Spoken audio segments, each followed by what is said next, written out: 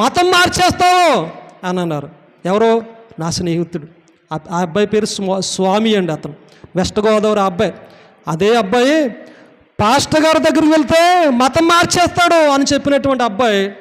కానీ దేవుడు నా మీద ఆత్మ కుమ్మరించిన తర్వాత, దేవుడు నా హృదయంలోనికి వచ్చిన తర్వాత నేనే వెళ్ళాను. ఎన్నాళ్ళు వెళ్ళాను?